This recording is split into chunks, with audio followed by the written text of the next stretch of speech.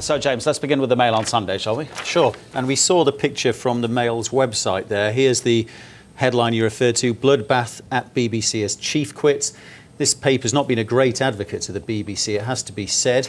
Very sensationalist tone. It says more people are tipped to go. This is going to make uncomfortable reading for some other management figures at the BBC. And what we know is that a gunman opened fire, 3 people were killed, 2 were wounded. It appears that the police got a call saying a man had opened fire on residents, that there were bodies lying on the ground. They dispatched armed officers, and there was some sort of shootout. The police... Dawn breaks in Gaza, with further evidence of this continuing conflict. Overnight, a thunderous explosion lights up the sky. And in a residential neighbourhood in southern Gaza, chaotic scenes as emergency workers respond to the destruction of a 3-storey house. Back at court, the sporting icon known as the Blade Runner. Today, Oscar Pistorius could learn whether he'll be released on bail ahead of his trial for a Valentine's Day crime that stunned the world. During his first court appearance in Pretoria on Friday, he broke down in tears as he was accused of premeditated murder, a charge he denies. History in flames. Unverified amateur video appearing to show fire raging inside Aleppo's ancient market. Before Syria descended into violence, this had been a major tourist attraction.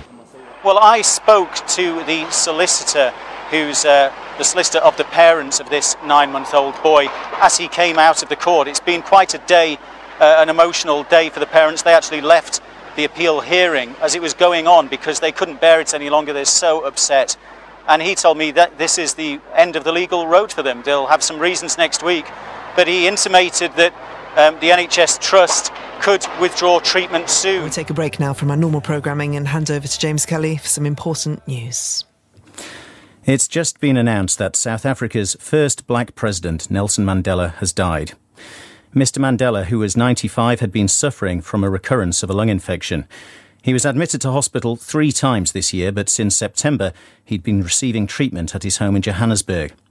Mr. Mandela contracted tuberculosis during his 27 years in prison for leading the fight against apartheid in South Africa. He is revered as the father of the nation for overseeing the transition from white minority rule to democracy.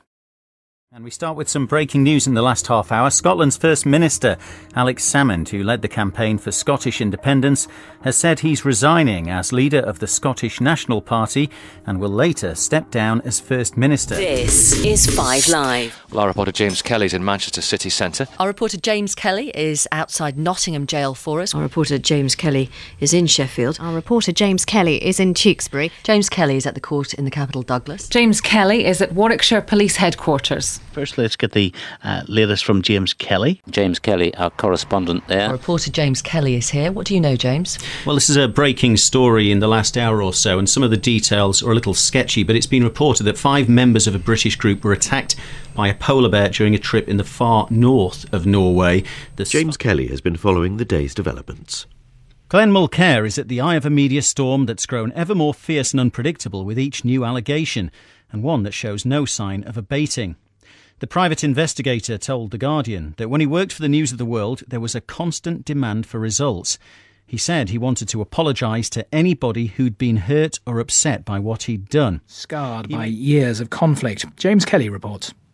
This latest humanitarian crisis to hit Darfur is the result of heavy fighting between 2 Arab tribes over gold deposits in the north of the region. The United Nations had previously reported 70,000 people had been displaced. It's now increased that estimate to 100,000. Newsbeat's James Kelly has the latest. Armed mobs and looters on the streets of Western City in Kenya.